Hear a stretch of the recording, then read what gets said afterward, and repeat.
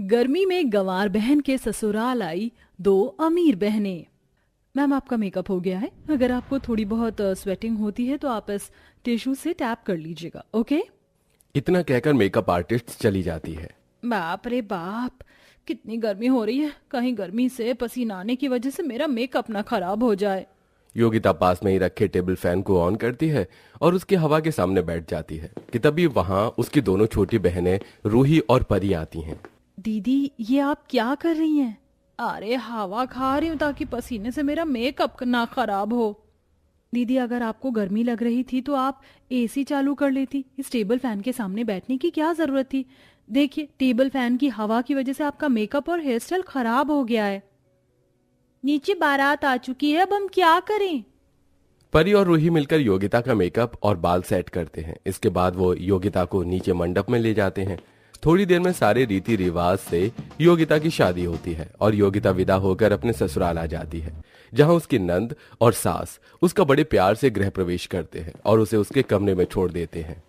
अरे मोरी मैया, कितनी ज्यादा गर्मी हो रही है। इतनी गर्मी में तो मेरा आमलेट ही बन जाएगा। अब मैं क्या करूं? गर्मी से परेशान हो रही योगिता गर्मी से बचने के लिए फ्रिज से ढेर सारा ठंडा पानी और बर्फ लाती है और अपने पूरे बेड को ठंडे पानी से गीला करके उसके ऊपर बर्फ के टुकड़े डालकर आराम से लेट जाती है कि तभी सुमित वहां आ जाता है। सुहाग रात के दिन तो दूल्हा दुल्हन के बेड पर गुलाब के फूल होते हैं और मेरे बेड पर ये बर्फ के टुकड़े। अरे, आप आ गए। मैं आपका ही इंतजार कर रही थी। आइए, आज रात आपको भी चैन की नींद आएगी। मैंने पूरा गद्दा ठंडे पानी से गीला कर दिया है और साथ में ये बर्फ के टुकड़े भी डाल दिए हैं। अब हमें बिल्कुल भी गर्मी नहीं लगेगी। क्या? अगर तुमको गर्मी लग रही थी तो तुम एसी चला लेती। भला पूरे गद्दे को गीला करने की क्या जरूरत थी? अरे, मुझे एसी वेसी पसंद नहीं है, इसलिए मैंने अपनी देसी तरकीब लगा ली। इतना कहकर योगिता सोने चली जाती है और बेचारे सुमित को न चाहते हुए भी पूरी रात उस गीले बिस्तर पर बितानी पड़ती है। सुबह होते ही योगिता उठकर तैयार होती है और भगवान की पूजा पाठ करके अपनी पहली रसोई का खाना बनाने में लग जाती है। इस गर्मी और पसीने ने तो मेरा बहुत बुरा हाल कर रखा है। क्या करूं इससे बचने के लिए?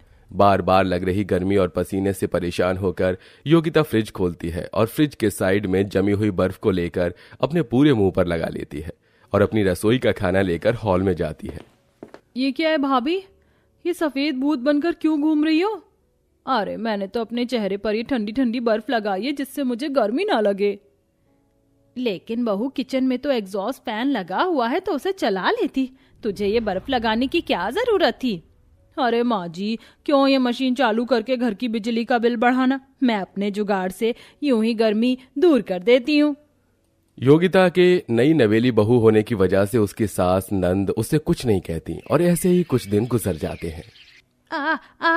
मेरा पैर, ये छत है या अंगारे? मैं तो यहाँ गीले कपड़े को सुखाने के लिए आई थी लेकिन खुद ही पसीने से गीली हो गई।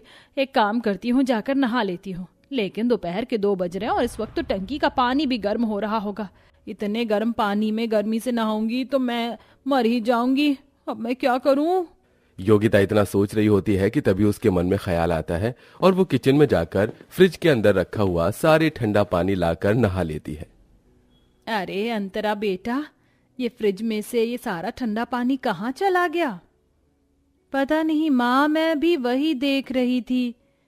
अरे माँ जी, फ्रिज के ठंडे पानी से तो मैंने नहा लिया। वो क्या है ना, बड़ी गर्मी लग रही थी। भाभी, अगर इस घर में किसी को गर्मी लगती है तो एसी, कूलर, पंखा चालू करके उसके सामने बैठता है, ना कि फ्रिज के सारे ठंडे पानी से नहाता है। अब हम लोग इस गर्मी में भला क्या गर्म पानी पिएंगे? अपनी नंद को इतना गुस्सा होता देख नंदिनी उससे कुछ नहीं कहती और वापस अपने कमरे में चली जाती है और ऐसे ही समय गुजरता रहता है। समय बीतने के साथ साथ जहां एक तरफ गर्मी बढ़ रही थी, वहीं अब योगिता की गवार वाली हरकतें बढ़ रही थीं। इतनी कड़क धूप है, फिर भी ये घास देखो बिल्कुल बर्फ की तरह ठंडी है। अगर मैं इन घास को ले जाकर पूरे घर की जमीन पर बिछा दूं और इन पर ठंडा ठंडा पानी छिड़क दूं तो घर की जमीन बिल्कुल ठंडी रहेगी। योगिता आंगन में ढेर सारी घास तोड़ती है और पूरी घास की जमीन पर उसे बिछाकर उस पर ठंडा ठंडा पानी छिड़क देती है। तभी वहां अंतरा और संगीता आ जाती हैं। भाभी, ये सब क्या है? ये पूरे घर में घास क्या कर रही है? ये घास तो मैं लेकर आई हूं, अब देखना इन घास की वजह से हमारा घर कितना ठंडा रहेगा।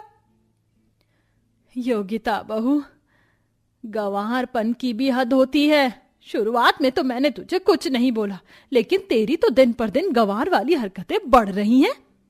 लेकिन माँ जी, मैं तो बस घर की जमीन को ठंडा रखना चाह रही थी ताकि किसी को भी गर्मी ना लगे। भाभी, कोई जरूरत नहीं है आपको ये जमीन ठंडा करने की। आपकी गंवारपंती की हरकतें अपने तक ही रखिए, समझिए आप। दिन पर दिन बढ़ रही योगिता की गंवारपंती हरकतों से घर में हर कोई उससे परेशान होने लगा था। योगिता बहू, तूने सुबह ही तो ढेर सारे बर्तन धोए थे, तो ये बर्तन कहाँ से आ गए?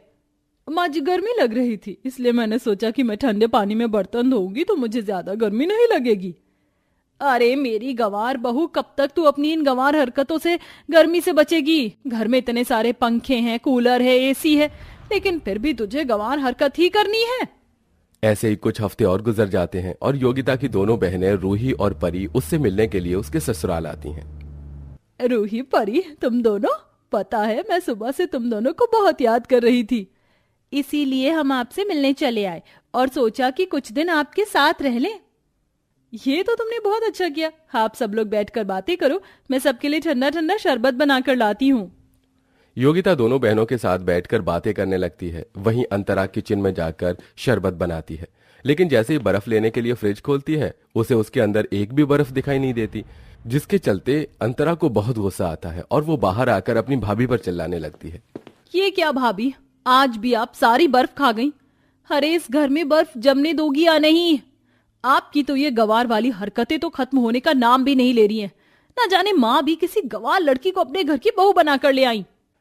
अंतरा का योगिता पर इस तरह गुस्सा करना रूही और परी को बिल्कुल पसंद नहीं आता और वो दोनों समझ जाते हैं कि योगिता ने शादी के बाद भी अपनी गंवार वाली हरकतें नहीं छोड़ी हैं।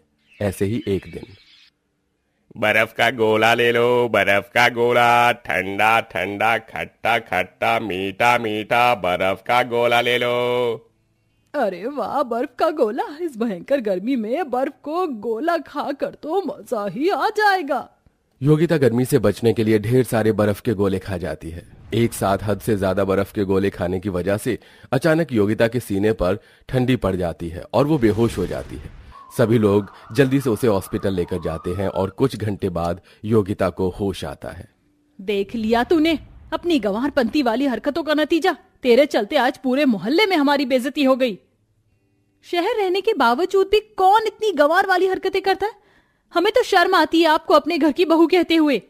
अंतरा और संगीता की बातें सुन रही रूही और परी से अब रहा नहीं जाता, इसलिए वो कहती हैं, बस करिए आप, और कितना हमारी बहन की बेइज्जती करेंगे? हम हमेशा से शहर में नहीं रहे हैं, हम भी पहले गांव में ही रहते थे। बचपन में हमारी माँ की गुजर जाने के बाद योगिता दीदी ने अपनी पढ़ाई लिखाई छोड़कर हम दोनों बहनों को पाला, जिसके चलते ये कभी पढ़ाई कर ही नहीं पाई। शहर में आने के बावजूद भी दीदी के अंदर शहर वालों की तरह कोई खासियत नहीं आ सकी। हमारी दीदी भले ही गंवार है, लेकिन वो बहुत अच्छी हैं। उनसे अच्छा दुनिया में कोई नहीं। पीहू रूही की बात सुन सभी की आंखों में आंसू आ जाते हैं और संगीता अंतरा को भी अपनी गलती का एहसास होता है। मुझे माफ कर दे बहू, तुझे प्यार से समझाने के बजाय मैंने तुझे कितना भला बुरा कहा। मैं चाहती तो तुझे खुद भी सिखा सकती थी, लेकिन मैंने ऐसा नहीं किया। लेकिन तू फिक्र मत कर, हम सब मिलकर तुझे सब सिखा देंगे और तुझ पर कभी भी गुस्सा नहीं करेंगे। अपनी सास की बात को सुन योगिता की आंखों में आंसू आ जाते हैं, जिसके बाद अंतरा, संगीता, पीहू और परी चारों मिलकर योगिता को शहर के बारे में सारी चीज बताते हैं। साथ ही साथ उसे गर्मी लगने पर एसी कैसे ऑन करते हैं और गर्मी से बचने के लिए हम क्या क्या कर सकते हैं, सब कुछ बताते हैं, जिसके चलते योगिता कुछ ही दिनों में काफी कुछ सीख जाती है और धीरे धीरे अपनी गंवारपंती वाली सभी हरकतें छोड़ देती है।